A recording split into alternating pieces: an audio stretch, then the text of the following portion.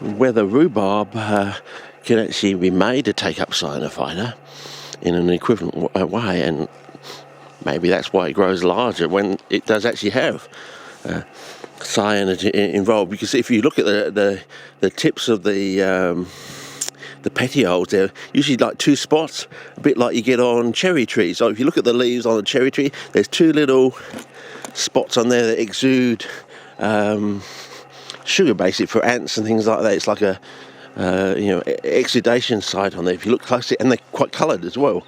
If you look at that sort of thing.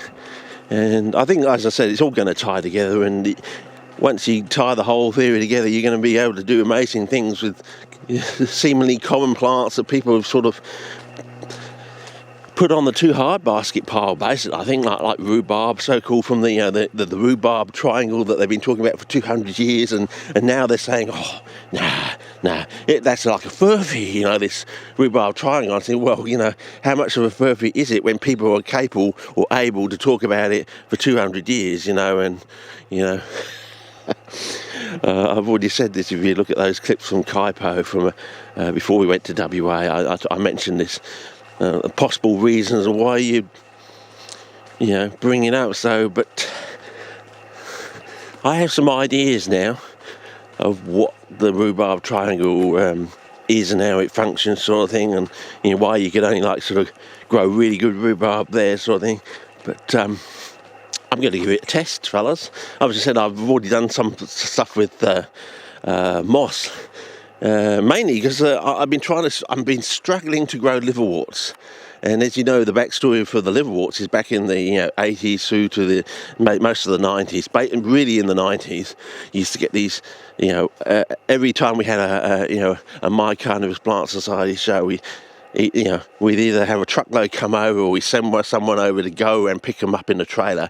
And part of the deal was we'd pay for the petrol, and or they'd get equivalent amount of plants to the petrol or something like that. So some sort of deal would go on, and they get first access to the rare nepenthes that came over, or something like that, if they were into nepenthes. There was always some sort of deal, a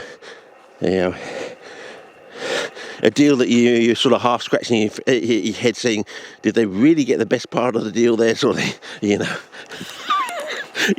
Or were they just fobbed off to go over there and come back with things? It was sort of one of those sort of things. You're standing in the corner of the show on the weekend thinking, did they really get the best part of that deal?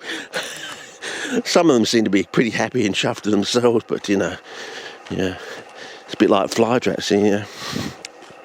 You buy and they sort of, with, I got this letter from one of these Dutch people over in Holland saying back in the 90s they were doing like 20 million fly traps a year or something. This is back in the 90s, and now we're in 2020. Do you think that they're up to like 50 million fly traps a year, if not more, every year?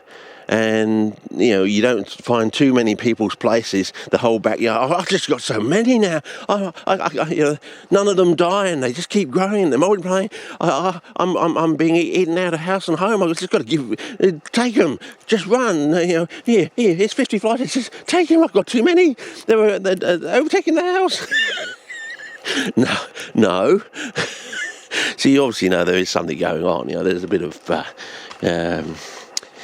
at the what's the phrase, at the train station or the whatever it is. So that's rather interesting. So I think there's going to be, as I said, I think it's in a way big ag. It's silver soils, agrivorous soils. The silviculture industry. I think it's like a Mickey Mouse ruse sort of thing. There's a lot of stuff going on. They need to give you half the information. I mean, once you realise this the concept of peer review goes against the free and open communication tenet of the scientific method, that they're running at odds at one another. You can't have free and open communication with peer review I mean, we want to see your paper before we publish it. And then what happens if they reject the paper? But they've already read it. They've already read your information. What happens if they took your information and published it themselves? You know, do you have enough evidence to make a legal case? And then, of course, then if you do something like that, you're ruffling their feathers and all this sort of thing, and you'll never work again in the. I think never work again. You're the one that's doing the cheating.